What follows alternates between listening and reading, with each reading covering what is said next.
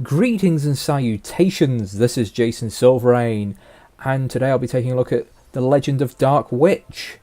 Developed and published by Inside System, this was released in 2015 and was originally a Nintendo eShop exclusive. It's available on Steam for $3.99, boasts Steam achievements and cards, and partial controller support. It works with Xbox controllers. Now, this is a simple little side-scrolling shooter platformer, and you can get a few hours of fun out of it. It really goes for replayability, this one, because with each achievement passed you unlock new things in the game, and the achievements are not easy. It's like fighting bosses without using any of your super moves or getting hit, but getting through the game without actually buying any upgrades, things like that. So it's got more challenge than you might expect from this. Now, the actual artwork is quite nice, the sprite work is pretty adorable. If there's anything I do have to say about the game, it's a very limited amount of enemies and use of recolors amongst the several stages, and it tries to have a Mega Man feel about it. It sort of works with each boss giving you a new power-up, and you can actually get through the whole game without using any of the power-ups. I did, certainly the first time I played through. And it's a little iffy with how many times you can use a power-up, so they tend not to be that great. You know, once you finish the game, you can you unlock more things you can purchase to make subsequent playthroughs a bit easier, and you can unlock more difficulty modes, which then you try to do for more achievements, which then makes it more things you can unlock. So it's pretty good. I'm just going to show you a bit of a typical play on my clear file. You can see I got through in just under an hour on easy. Let's go on a beginner level, shall we?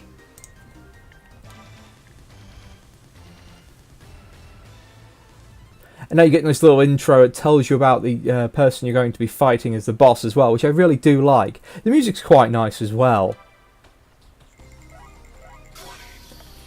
The power-up system is quite interesting. As you go through, you shoot the enemies. You gain these small little... I'm not sure if they're supposed to be butterflies or bats, but it's supposed to be like this magic power called Tres. And the more you collect, you can see at the bottom the bar fills up, and it's very similar to old games like Proteus, where you can select to take a certain power up. I mean, you can have it on automatic and just let the game do it for you. As the more you collect, it'll just activate the power ups for you. Ooh. You do lose it though if you get hit, so you've got to be careful. I was not being careful there. And as you can see, the level's design is rather pretty. The enemies are somewhat bizarre. There's not much reason for them. I guess the Magic Library, evil books might just be your foe. Oh, my button got a bit stuck there. I should have been shooting before I jumped. But each level's relatively unique in its visual design, and each of them have like a gimmick.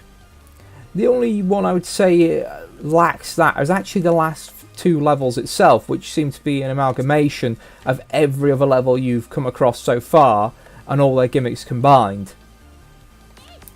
The game does start off relatively simple, and typical side-scrolling, just shooting like this can get you through the game with relative ease.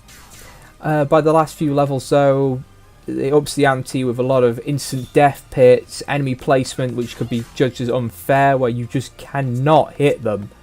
And if you get hit, you fall straight into the instant death pit. So that can get frustrating, combined with the lack of checkpoints. I mean, the levels do have checkpoints, don't get me wrong, but they're few and far between.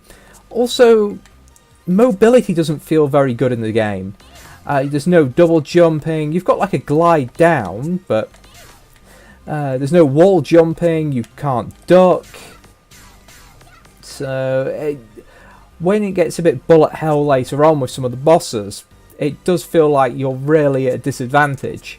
There's a blocking system in the game, but even the manual doesn't tell you how to use it, which makes it not very useful. And there is a little open manual which you can just browse through and explains everything with, well, basic knowledge and simplicity. You don't really need to know that much to play the game. It's not a complicated game.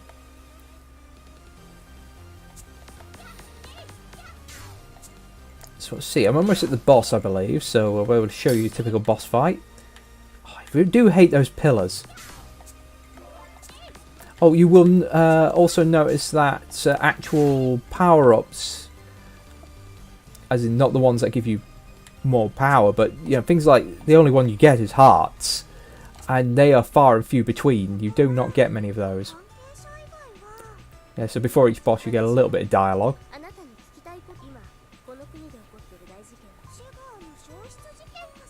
Is that pronounced Sega?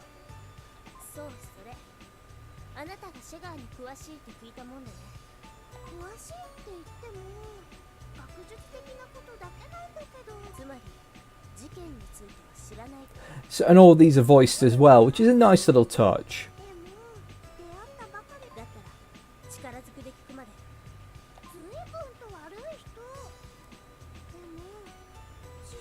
If I do have a criticism actually of the power-up system is I'm using line shot right now as my basic attack. The comet attack is pointless. It's really not very good. All the enemies die in one hit apart from the bosses. So having something that's not a spread attack is kind of not worth your time. Ooh, I jumped early there. Here we go. Some bosses will try to melee you, but most of them will just stand there and spam their attacks.